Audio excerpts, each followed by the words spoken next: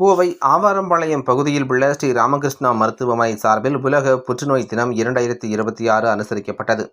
சமூக வலைத்தளம் மூலம் புற்றுநோய் விழிப்புணர்வு இயக்கம் மற்றும் இலவச புராஸ்டேட் புற்றுநோய் பரிசோதனை துவங்கப்பட்டது. கோவை ஆவாரம்பாளையம் பகுதியில் உள்ள ஸ்ரீ ராமகிருஷ்ணா மருத்துவமனையில் உலக புற்றுநோய் தினத்தை முன்னிட்டு சிறப்பு விழிப்புணர்வு நிகழ்ச்சி மற்றும் 1 மாத கால இலவச புராஸ்டேட் புற்றுநோய் பரிசோதனை திட்டமும் அறிமுகம் செய்யப்பட்டது. இந்த நிகழ்ச்சியின் சிறப்பு விருந்தினராக கோயம்புத்தூர் சரக காவல் துணைத் தலைவர் டாக்டர் வி. சசிமோகன் IPS கலந்து கொண்டு சமூக வலைத்தளம் மூலம் புற்றுநோய் விழிப்புணர்வு இயக்கத்தையும் இலவச புராஸ்டேட் புற்றுநோய் பரிசோதனை திட்டத்தையும் தொடங்கி வைத்தார். இந்த நிகழ்ச்சிக்கு SNR அண்ட் சன்ஸ் அறக்கட்டளையின் நிர்வாக அறங்காவலர் டாக்டர் சுந்தர் ராமகிருஷ்ணன் தலைமை தாங்கினார். முதலாவதாக நிகழ்ச்சிக்கு வந்த அனைவரையும் ஸ்ரீ ராமகிருஷ்ணா புற்றுநோய் சிகிச்சை மற்றும் ஆராய்ச்சி மையத்தின் இயக்குநர் டாக்டர் P. குகன் வரவேற்றார். உலகம் முழுவதும் February 4 உலக புற்றுநோய் தினமாக கடைபிடிக்கப்படுவதாகவும், புற்றுநோயின் கடுமையான தாக்கங்கள் குறித்து விழிப்புணர்வு ஏற்படுத்துவது, தடுப்பு நடவடிக்கைகளை மேம்படுத்துவது, ஆரம்ப கட்டத்தில் கண்டறிவது, சிகிச்சையை மேம்படுத்தி வைத்து மற்றும் சமூக தடைகளை நீக்குவது போன்றவை இதன் முக்கிய நோக்கங்களாகும் என தெரிவித்தார்.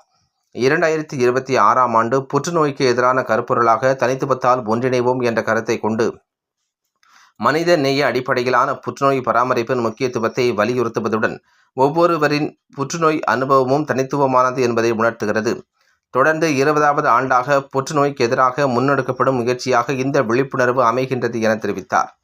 நிகழ்ச்சியில் SNR சன்ஸ் அறக்கட்டளையின் நிர்வாக அறங்காவலர் டாக்டர் சுந்தர் ராமகிருஷ்ணன், ஸ்ரீ ராமகிருஷ்ணா புற்றுநோய் சிகிச்சை மற்றும் ஆராய்ச்சி மையத்தின் புற்றுநோய் அறுவை சிகிச்சை நிபுணர் doctor S. Bhargavi, SNR sons அறக்கட்டளையின் இணை நிர்வாக அறங்காவலர் நரேந்திரன், தலைமை செயலதிகாரி CV. ராம்குமார், தலைமை நிர்வாக அதிகாரி T. மகேஷ்குமார் மற்றும் ஸ்ரீ ராமகிருஷ்ணா மருத்துவமனையின் மருத்துவ இயக்குநர் டாக்டர் S. ராஜகோபால், மருத்துவ கண்காணிப்பாளர் டாக்டர் S. அழகப்பன் உள்ளிட்ட பலர் கலந்து கொண்டனர். புற்றுநோய் விழிப்புணர்வு தினம்.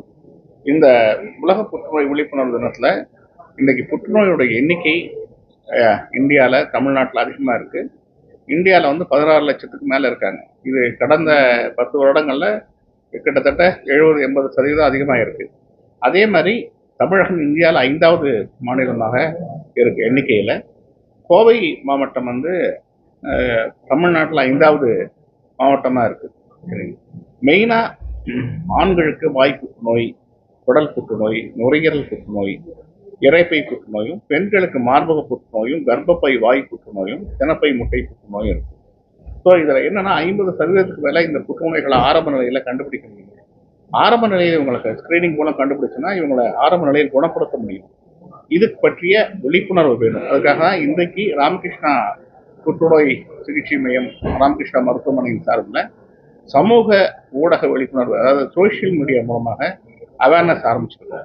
இதில் காமனாக இருக்கக்கூடிய 14 கேன்சர்கள், பொதுவாக மார்பக புற்றுநோய், கர்ப்பப்பை வாய் புற்றுநோய், இரைப்பை புற்றுநோய், பிளட் கேன்சர்ஸ், நுரையீரல் புற்றுநோய், இரத்த புற்றுநோய், அதுக்கப்புறமா லிம்போமான்னு சொல்லக்கூடிய நெருக்கட்டியில் வரக்கூடிய புற்றுநோய், இப்படி காமன் புற்றுநோய்களை நம்ம ஒரே நேரத்தில் சமூக ஊடகங்கள், ஃபேஸ்புக், ட்விட்டர், இன்ஸ்டாகிராம், யூடியூப், இந்த மாதிரி சோஷியல் மீடியாவில் ஒரே நாளில் ஒரு டெடிக்கேட்டட் பர்சன் வச்சு நம்ம ரிலீஸ் பண்ணுவோம்.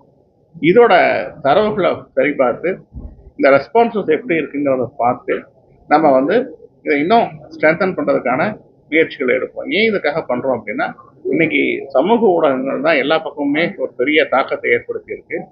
அது பல ஏரியாவில், அரசியலில், சினிமாவில், இப்படி பல தாக்கத்தை ஏற்படுத்து.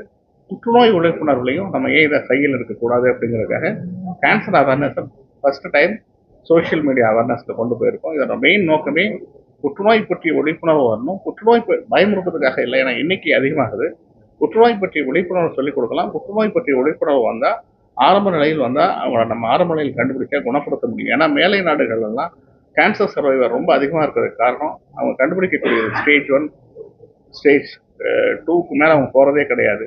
ஆனால் நம்ம ஊரில் நம்ம 3வது ஸ்டேஜ், 4வது ஸ்டேஜ் தான் வரோம். அப்போ அவங்கள அவங்களுடைய வாழ்க்கையோட ஆயுளை நம்மளால் கூட்ட முடியுது, அவங்கள முழுசாக குணப்படுத்த முடியல. ஸோ இதற்கு காரணம் விழிப்புணர்வு இல்லாமை தான். ஸோ விழிப்புணர்வு தான் மக்களுக்கு தேவை. அதை மனசில் வச்சுட்டு தான் நமக்கு அந்த சமூக ஊடக விழிப்புணர்வை முன்னெடுத்திருக்கோம்.